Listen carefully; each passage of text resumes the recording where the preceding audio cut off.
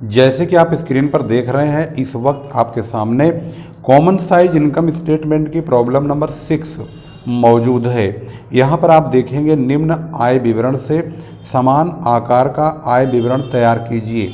यहाँ पर लिखा हुआ है विवरण, जिसमें प्रचालन से आय 31 मार्च 2021 का 10 लाख है और यहाँ पर 31 मार्च 2020 का 10 लाख है, यानी पहले 21 है और फिर 20 है, यानी उल्टा दिया हुआ है। हमें इसको 20 और 21 के रूप में डालना होगा, हालांकि इसी तरह प्रेजेंट किया जाता है। अन्य आय अदर इनकम भी 2.5 लाख और 2 लाख का है। प्रयुक्त सामग्री की लागत यहाँ पर 7.5 लाख है और 6 लाख है। वित्त लागत फाइनेंस कॉस्ट भी यहाँ पर दिया हुआ है 2.5 लाख का और 1,50,000 रुपये का।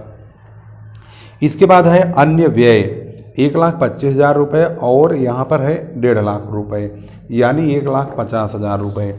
अब इसको हमें बनाना है, तो सबसे पहले आप यहाँ पर देखेंगे, यहाँ पर लिखेंगे common size income statement for the year ended as on 31 March 2021। तो इतना लिखने के बाद आप सवाल पर ध्यान दीजिए कि सवाल में आपको क्या इन्फॉर्मेशन सबसे पहले लिखी है।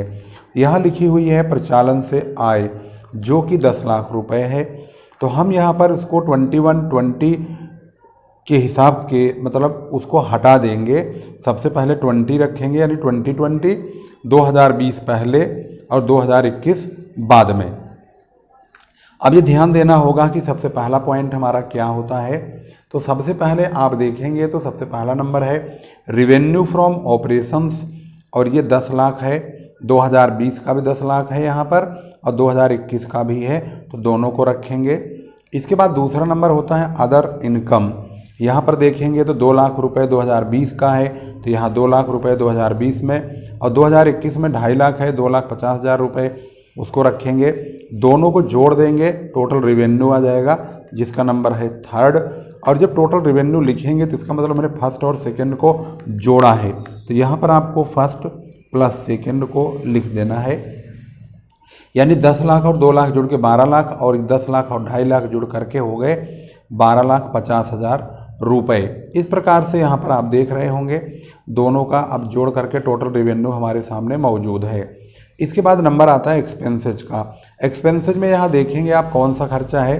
प्रयुक्त सामग्री की लागत यानी मटेरियल कंज्यूम्ड है 6 लाख रुपए 2020 का और 7.5 लाख रुपए 2021 का, तो यहाँ पर लिखेंगे 6 लाख रुपए और 7.5 लाख रुपए। इसके बाद अगला जो खर्चा है वो है वित्त लागत यानी कि finance cost.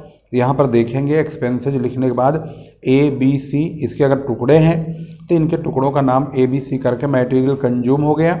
Finance cost 1.5 lakh और 2.5 लाख का हो गया।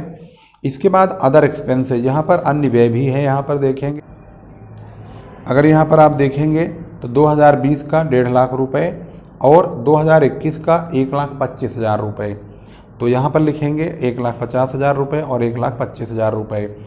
जब हम इनकी कैलकुलेशन जब करेंगे तो ये बात ध्यान रखेंगे, आपको सीधे इसको वहाँ तक ले जाना है, प्रॉफिट बिफोर टैक्स तक ले जाना है। अगर टैक्स है तो उसे घटाइए, अगर नहीं है तो छोड़ दीजिए।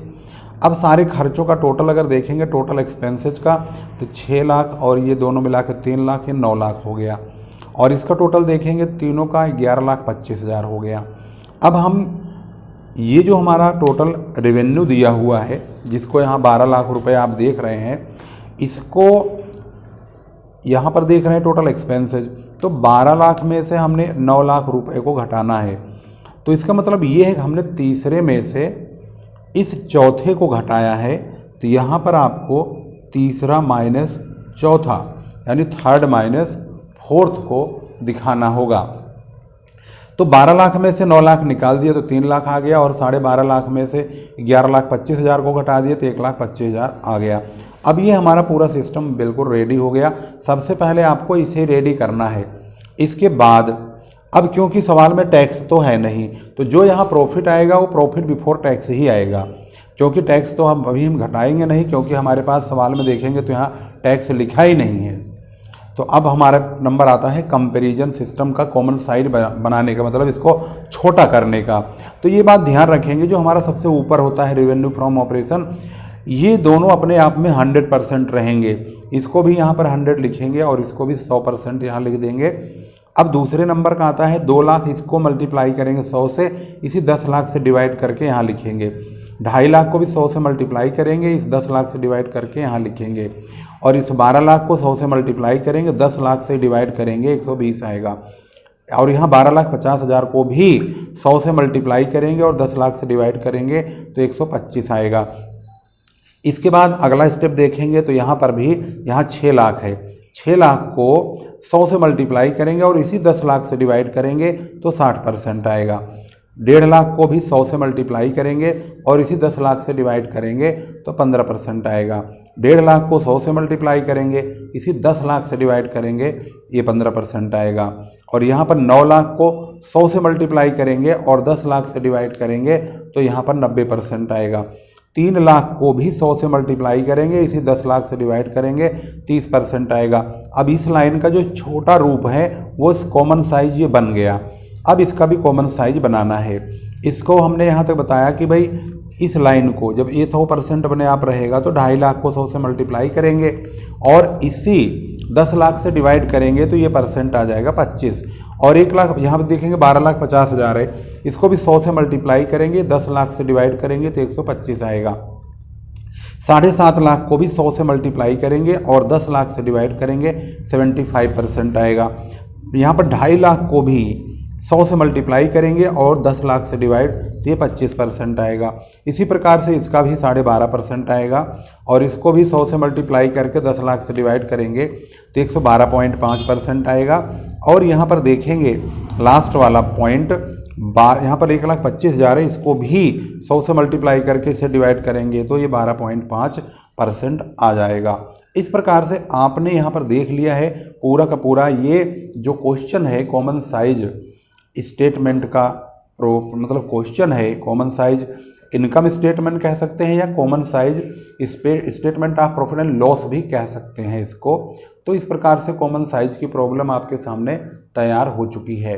इसको इसी तरह से बनाएंगे और आप ध्यान से इसको बनाने की कोशिश करेंगे, प्रैक्टिस करेंगे। एकदम से समझ में नहीं आएगा, धीरे धीरे समझ में आ जाएगा। हमने यहाँ टैक्स लिखा था लेकिन टैक्स है नहीं, इसलिए यहाँ पर ब्लैंक हो गया मामला। तो इस प्रकार से आपने देख लिया है, क्वेश्चन नंबर 6 कंप्लीट हो गया।